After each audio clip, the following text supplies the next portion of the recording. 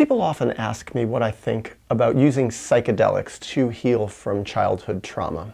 And I'd like to share the two reasons why I would not and do not recommend them. In both cases, I would say use psychedelics at your own risk, at your own potential peril, and for very different reasons of risk. The first reason is that, well, this is kind of obvious. Some people flip out on psychedelics.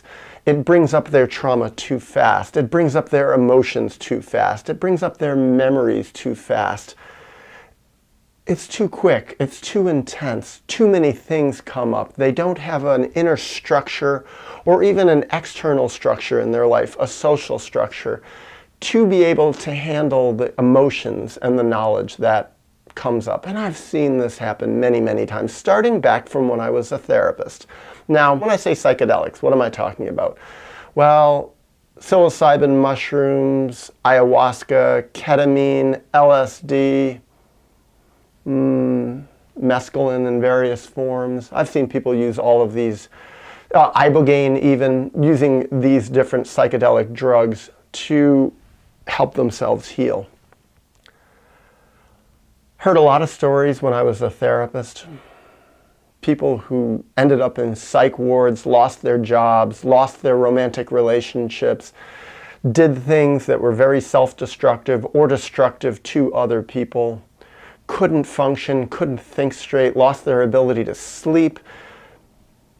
Too much stuff kicked up, too much grieving, too much intensity, and it was just too fast. Even people, really becoming psychotic. Really, it just became so overwhelming that it's like too many things, too many intrusive thoughts. And I would say for people who are traumatized, especially if you're really traumatized, or if you're not sure how traumatized you are, why take the risk? There are so many other ways to look within gently. Open up that door to looking in one's psyche, to feeling one's feelings, to slowly beginning the grieving process in a more organic way than kickstarting it with that electrical jolt that can really open things up in an out of control way. So that's part one. Part two, why I don't recommend psychedelics. This is strange because it's almost the exact opposite.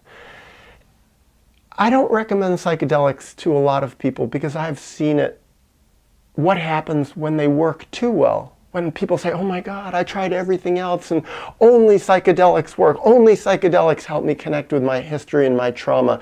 And I think that's sad because I see that they miss out on the empowerment of figuring out how to do it within themselves, within the strength of their own personality. And as I say that, I can hear people using the argument against me. Yeah, but I tried everything. I tried everything.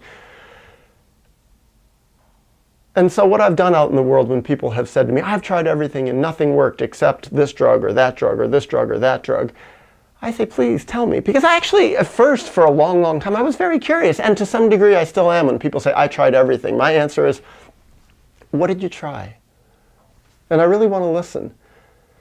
And what I've heard when I've listened to people say, I tried everything and nothing worked except this drug, what I often heard is they didn't really try that much.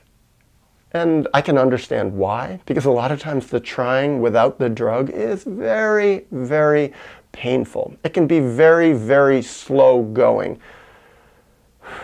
There are a lot of defenses to work through. It takes a lot of inner resources. It takes a lot of looking at the mirror and seeing one's own limitation. I think for a lot of people it's easier to bypass this whole process. Take a drug that'll help you get in there quick. Avoid all the long-term pain. And the result of that is the people who don't try as long for as hard, they don't gain that sense of confidence and mastery in themselves that nothing can replace. That feeling that they know that they are creative and strong enough and persistent enough to figure things out without a drug. And interestingly,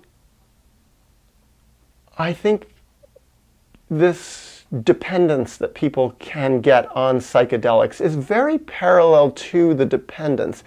And I'm talking a psychological dependence that people get for psychopharmaceutical, psychiatric drugs, which are in many ways the exact opposite of the psychedelics, in that the psychedelic drugs open people up. They reveal the psyche, Delos in Greek. They make the psyche manifest. Whereas the psychiatric, psychopharmaceutical drugs, the antidepressants and the antipsychotics and the mood stabilizers and the anti-anxiety drugs, they do the opposite of making the psyche manifest. They make the psyche more closed down. I heard someone describe them as psychelathic drugs.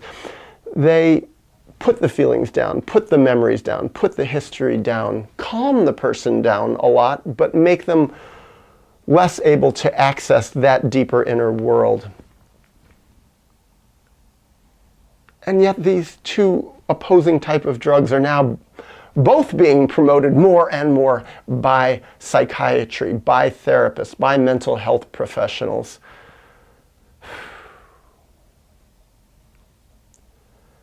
And I think it's a lot because a lot of therapists haven't done that inner work themselves. They don't know how to do it. They don't know how to model creating and building a long, slow process to look within, to heal, to know themselves, to find their way, and to learn that model for how to heal traumas that can be applied again and again and again, to know what to do as a reflex when more traumas are discovered. And so many different methods. I know so many therapists who have never meditated. They've never done a massive journaling effort. Many don't even have anyone they can really talk about their deepest pain with. I mean, how many therapists out there themselves are taking heavy psychiatric drugs to keep their feelings in line, or are taking psychedelic drugs to help themselves stay alive emotionally from within? And I really wonder, to what degree is it appropriate that these therapists are even working with other people, because what are they teaching people to do? So as I close this video, I'd like to say that actually this is the 5th time I have taken on this subject. In the 4 previous times, I just didn't feel it was good enough what I was saying. It's a hard subject to take on. It's a controversial subject. Certainly in the world of mental health and psychiatry, people are so now promoting of psychedelic drugs and pushing people even, you gotta try mushrooms, you gotta try this one, you gotta try that one. There are whole groups of therapists out there who assist people. And honestly, they scare me. I've met a lot of these therapists. I don't feel they're mostly that deep at all. I don't feel they're mostly that resolved at all. A lot of them seem to be addicted to psychedelics themselves. Some of them sometimes flip out themselves. And the other thing is, I've seen, well, I've talked to a lot of their clients, and I've heard a lot of the inside guts of what they do, these therapists do in their sessions, and frankly, a lot of them scare me. So that's why I like the idea, when it comes to both psychedelic drugs and psychiatric, psychopharmaceutical, psychelathic drugs, to take a conservative approach, to really try everything else before getting into something that can really lead you astray.